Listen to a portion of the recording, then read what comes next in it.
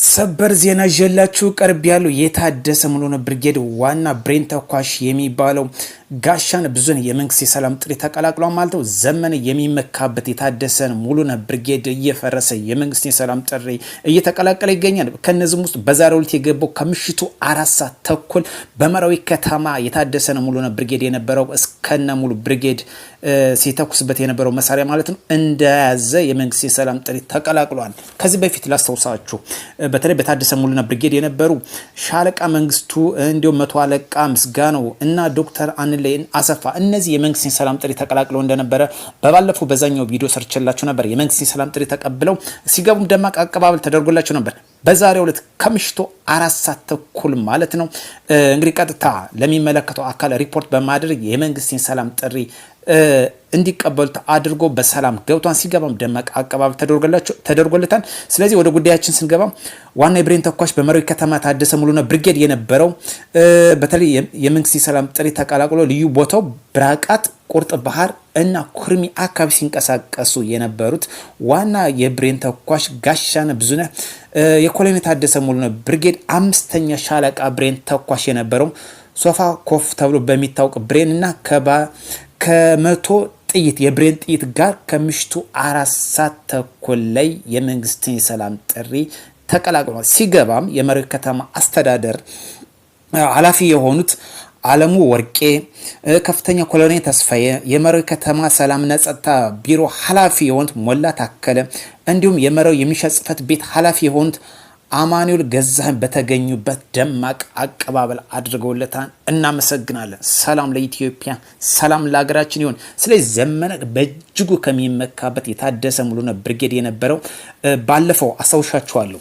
ባለፈው ማለት ነው የታደሰ ሙሉነ ብርጌድ ፈርሰው ብዛት ያላቸው ሻለቃ መንግስቱ፣ መቶ አለቃ ምስጋኑ፣ ዶክተር አንለይ መሰረት መጣል የሚባሉ በርካታ በተለይ ደግሞ መሐሌት ወለለው የሚባሉ እነዚህ በርካታ ታጣቂ ወንድሞች የመንግስት የሰላም ጥሪ ተቀላቅለው እንደገቡ ሰርችላችሁ ነበር። አሁን ደግሞ በዚሁ በታደሰ ሙሉነ ብርጌድ የነበረ እነዛ ወንድሞች ከገቡ በኋላ የታደሰ ሙሉነ ብርጌድ እንደገና ሪፎርም ሰርተው እንደገና አደራጅተው መግለጫ ሰጠው አይቸው ነበር።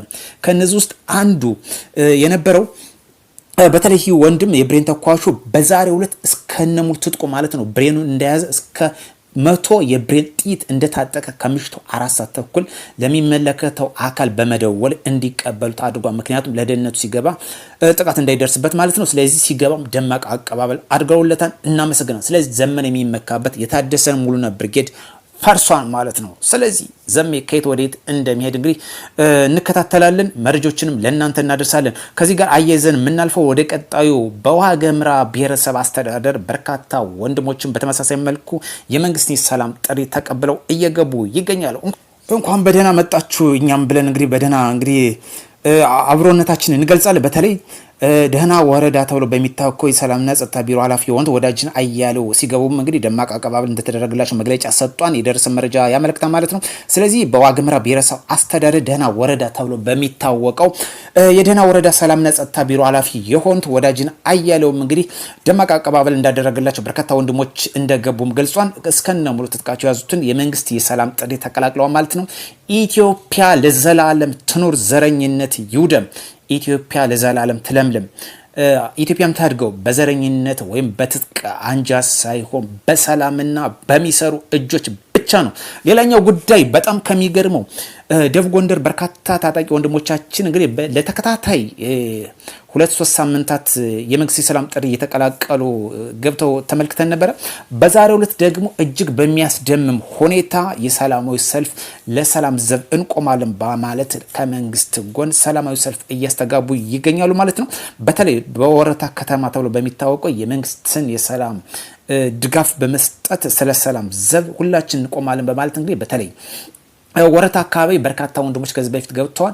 አሁን ደግሞ ለሰላም ዘብ እንቆማለን በማለት ሰልፍ እያስተጋቡ ይገኛሉ።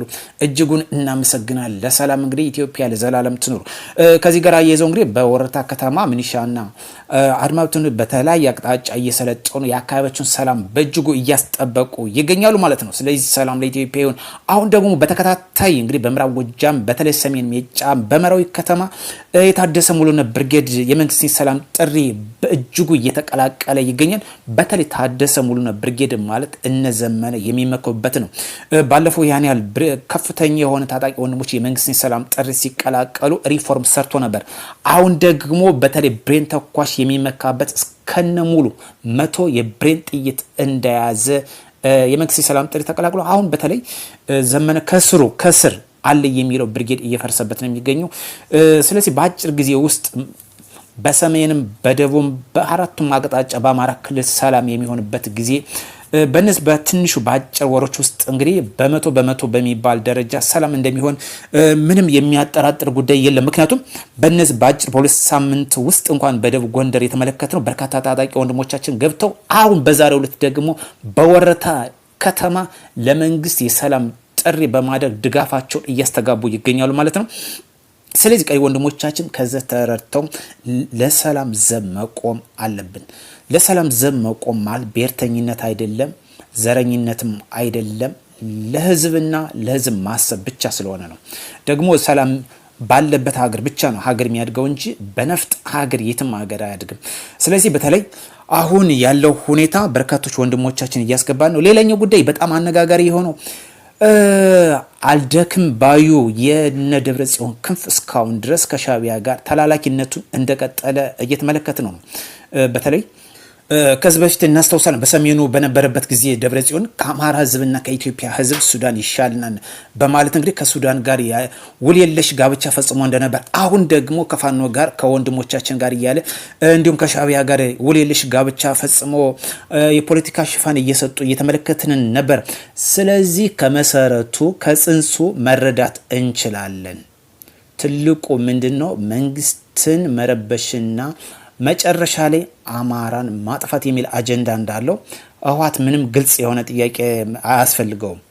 ስለዚህ ሰላም የማይወድ ጸረ ሰላም የሆነ ህወሓት ከአማራ ይልቅ ከኢትዮጵያ ይልቅ ሱዳን ይሻለና ያለ ስልጣኔን ከማጣ ይልቅ ሻዕቢያ ይሻለኛል ያለ ለዚህ ቡድን ደግሞ ሁላችን ኢትዮጵያውያንና ትውልደ ኢትዮጵያውያን ለሰላም ዘብ በመቆም አጋርነታችን ለትግራይ ህዝብም ለኢትዮጵያ ህዝብም ይህን ጽንፈኛ የሆነን እስከ መጨረሻው የመንግስት ሰላም ጥሪ እስኪቀበል ድረስ ከመንግስት ጎን መቆማችን ግድ አስፈላጊ ነው። ምክንያቱም የኢትዮጵያ የህልውና ጉዳይ የሚባለው የቀይ ባህር ቀይ መስመር ስለሚያስፈልገን ማለት ነው። ስልጣንን ከማጣ የኢትዮጵያ ህዝብ ለምን ገደል አይገባም ያለ እኮ ነው። ስልጣንን ከማጣ የትግራይ ህዝብ ለምን ገደል አይገባም? ለዛ እኮ ነው ህገወጥ የወርቅ ቁፋሮን ተሰማርቶ የምንመለከተው። ይሄ ደግሞ ግልጽ ለትግራይ ህዝብ የማይደንቀው ለኢትዮጵያ ህዝብ የማይደንቅ መሆኑን እንረዳለን። ውድ የቻናል ቤተሰቦች በሌላ ቪዲዮ እስክንገናኝ ሰብስክራይብ በማድረግ ጠብቁኝ። መልካም ምሽት።